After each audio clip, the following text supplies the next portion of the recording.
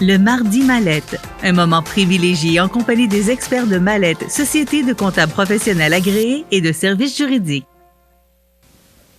Ce matin, on retrouve Rémi Côté. Il est conseiller en redressement financier associé chez Mallette. Rémi Côté, bonjour. Bonjour.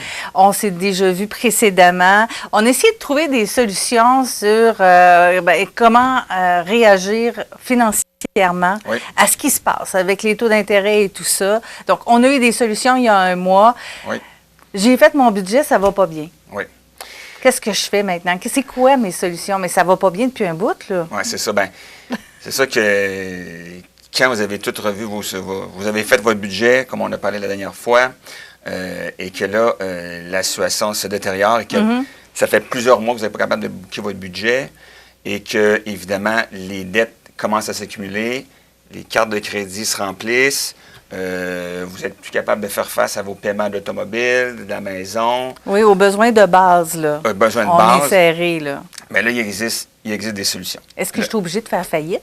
Non, vous n'êtes pas obligé de faire faillite. Première chose que je pourrais vous recommander de faire, c'est ce qu'on appelle la consolidation de dette. OK? Donc, quand vous avez accumulé trop de dettes à des taux d'intérêt très élevés, par exemple, on parlait des cartes de crédit à la dernière chronique, à 25 % si vous pensez qu'en réduisant les taux d'intérêt, vous êtes capable de faire face à vos obligations, c'est une solution. C'est-à-dire que vous allez aller à votre banque et vous allez leur demander de vous faire un prêt consolidé. Ça veut dire qu'ils vont vous faire un prêt, qui va vous permettre de payer toutes vos autres dettes, entre autres les cartes de crédit, les regrouper en une dette, un taux d'intérêt qui est moindre. Ah, forcément, parce que le carte de crédit, on parle de pas loin de 25 %. Exactement.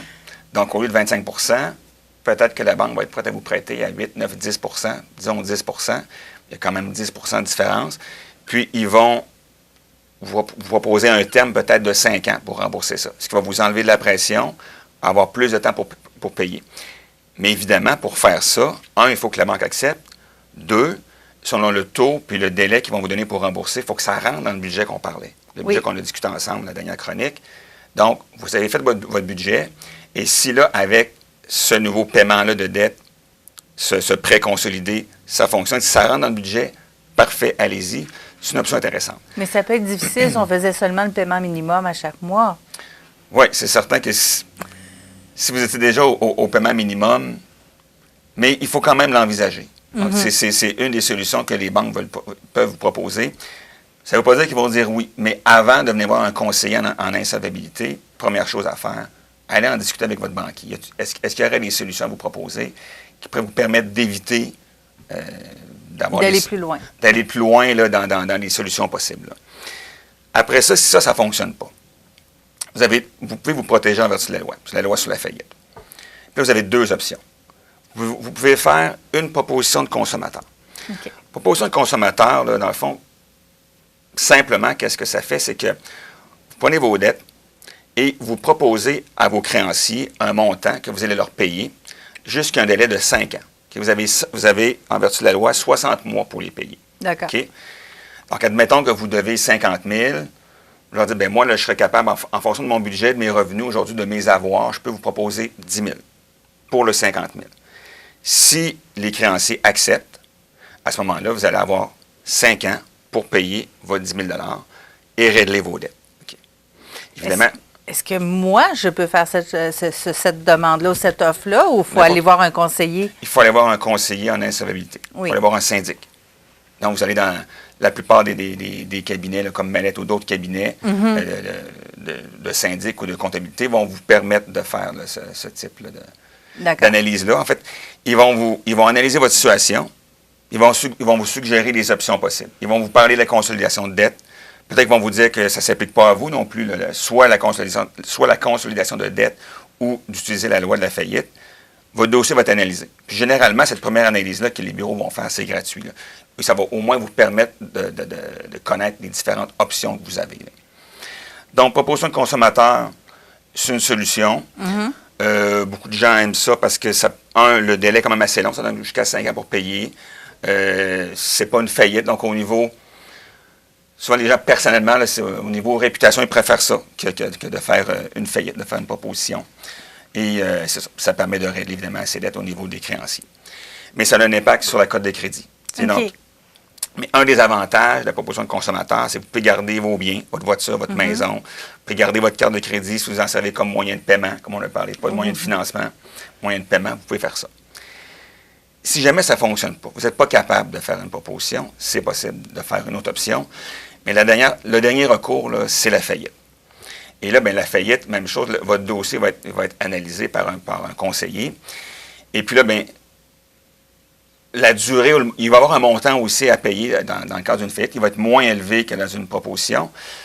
Puis vous allez avoir un délai aussi pour payer. Puis au bout d'un certain temps, vous allez être libéré de votre faillite. Vous allez pouvoir vous libérer de toutes les dettes que vous avez. D'accord. La faillite, est-ce que ça implique de rendre tous les biens? Parce que c'est quelque chose qui fait peur aux gens, oui. Ça. Est-ce que je vais perdre ma maison? Est-ce que je vais perdre ma voiture automatiquement?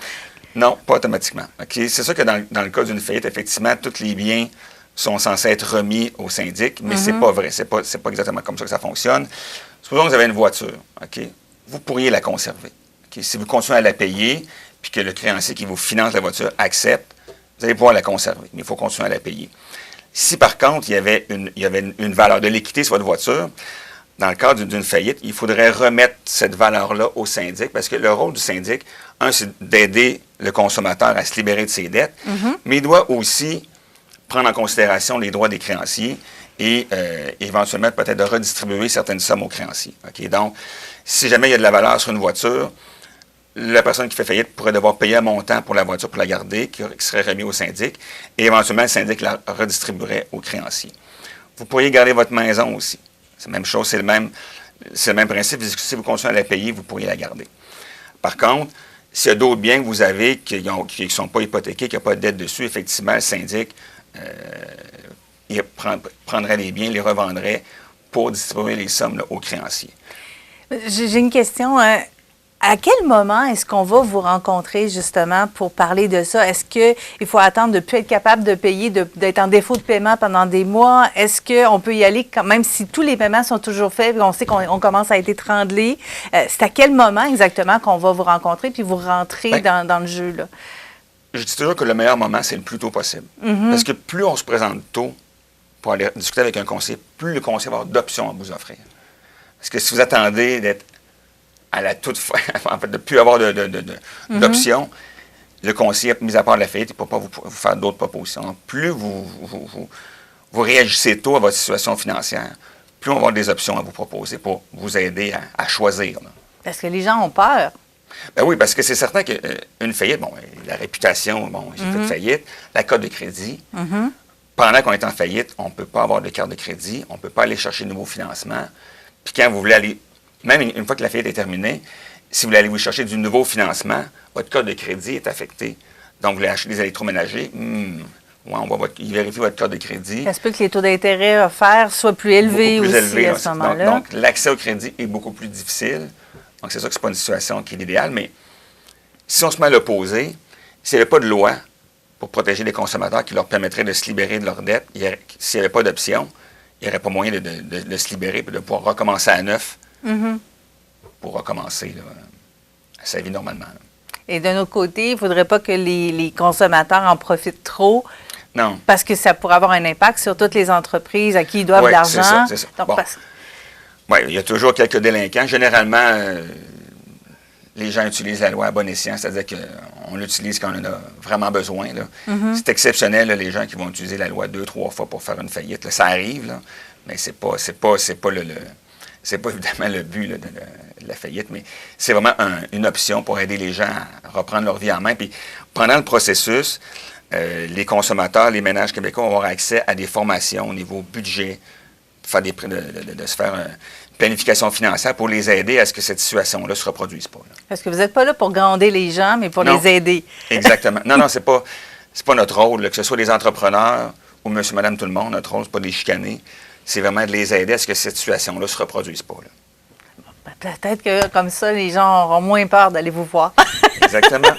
Regardez, là, il a l'air sympathique, il ne vous mordra pas. Non, mais si vous avez besoin, n'hésitez pas à consulter, justement, parce que ça peut vous libérer d'un poids, c'est certain. Exactement. Merci beaucoup, Rémi Côté. Merci. Alors, si vous voulez rencontrer M. Côté, il est conseiller en redressement financier associé. Vous le rencontrerez chez Mallette.